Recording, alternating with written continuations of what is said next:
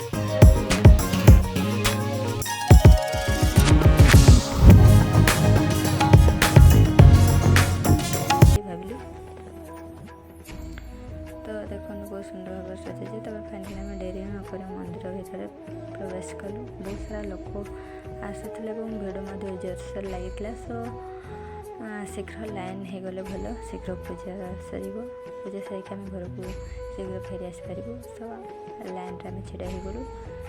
मंदिर बहुत ही सुंदर देखा पूर्व दिन अपेक्षा महाशिवरात्रि मंदिर टी अलग प्रकार देखा जाए, बहुत ही सुंदर देखा जाए। देखा आपते सुंदर भाव मंदिर देखा जाते भक्त महादेव को दर्शन करने। फाइनाली आम पूजा सर बाहर आसलु कहीं माने स्पेशली भक्त मान कोल्ड ड्रिंक्स खाई पी सारिक आम गलु कि किणाकिणी करने।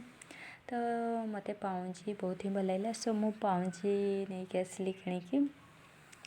तो तापरे जेहेतु संपन्न मामा जाते आम सहित से कहला आइसक्रीम खाइबी सो आइसक्रीम खाई सारा पुणी आम नहीं आसलु जो भेसलेटा मिले नहीं आसलु भाई गोटे मोर गोटे फाइनाल तापरे पूजा सरिक आम घर को फेरिलु।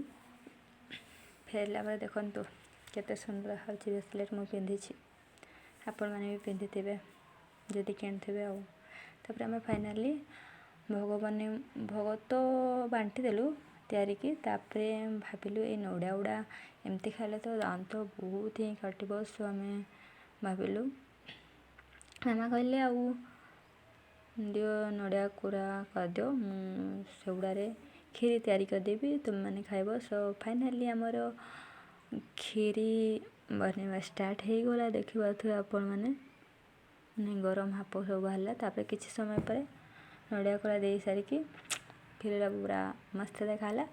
तापर फाइनाली खीरी हो गला तो संपूर्ण मोर 2टा प्लेट नहीं कि आसीगलु खावाई।